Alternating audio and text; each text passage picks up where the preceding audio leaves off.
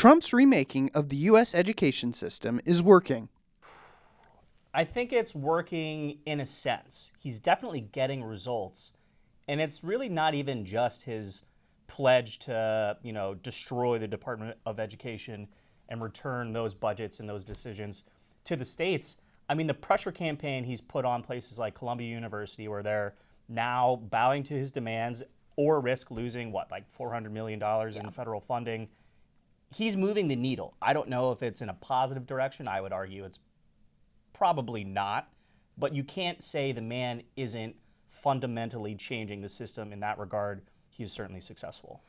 I think it's working in a way that a lot of conservatives would not consider a victory in the end. It's working in that it's giving the power back to the actual research functions and academic functions of the university, right? Yeah. There was a very interesting Wall Street Journal report a week back about the Columbia Civil War, where you have a lot of the people with the most outsized power over the university and the ones who favored all the activism over the last, I say 5 years, but really it's been before that, what right? Even is time, right? What is time? But you and I were both there, I think, in the generation of, we need to scream down every single speaker. How dare Ann Coulter speak? How dare Ben Shapiro speak? And the whole activist class of academics supported that. But where the monetary value of a university comes into play, both in terms of the return on the actual investment and why Uncle Sam is an investor in the university, are a lot of those STEM fields, right? There are other humanities that do research, but no one's donating to, $100 million to Columbia in the name of diversity. They're doing so in the name of cancer treatment. Or they're doing so in the name of, financial engineering research. And so this really does give a lot of power back to the hard academics. It does. I hope that also, as we talk about how much money these schools have, it helps the House Republicans consider going after those endowments. Because what TCJA, Tax Cuts and Jobs Act of 2017 did, for the first time it put the endowments on the table. And it was a very small tax, right? 2% of the university endowments. But we know it's the most amount of income inequality you could imagine. That is what the universities are in actuality. Something like 29 universities have larger endowments than the rest of all the universities combined.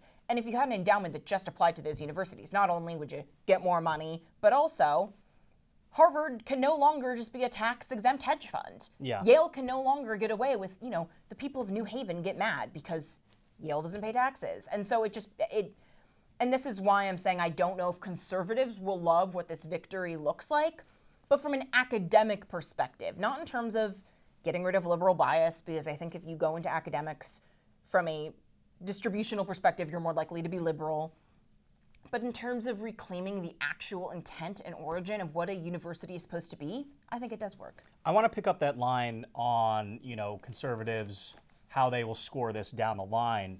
But your point about returning power to academia, I think, is especially important right now, considering when it comes to all this medical research, the Trump administration is turning the spigot off in a lot of areas of private research, right? Yeah. Obviously, we've talked about it during Trump's first presidency, Joe Biden's presidency, and now we're doing it again.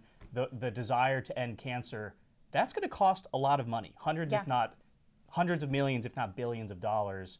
So these universities are going to need to stand up more and take a more vocal role in that sphere if other private firms are shut down and no longer have access to federal funding.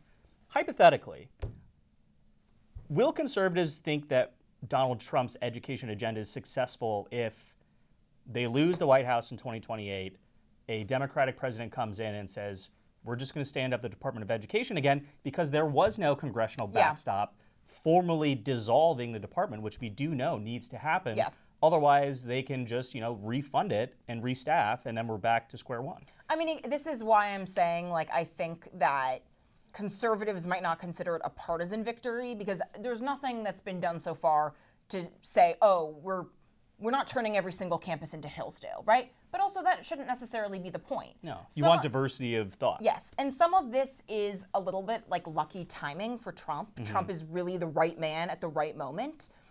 But consider Harvard University gets rid of test scores. in order to make it less clear that they're totally violating the Supreme Court overturning the right to do affirmative action, right? What's the easiest way to make sure that you don't admit too many Asians because apparently we're scary or antisocial or something? Just get rid of the test scores so you can't prove that other people were overlooked. As a result, Harvard now has to have a remedial algebra class. I finished algebra in 7th grade, I think. Something like that. Yeah. I was a late bloomer, maybe 8th grade for me. But I think it's more headlines like that in tandem with the great failed experiment of removing testing and COVID and the decrease in K through 12 education scores because of those school shutdowns and Trump altogether, it really is going to be a seismic shift away from that enormous post-Great Recession university bubble. It's finally burst, I think.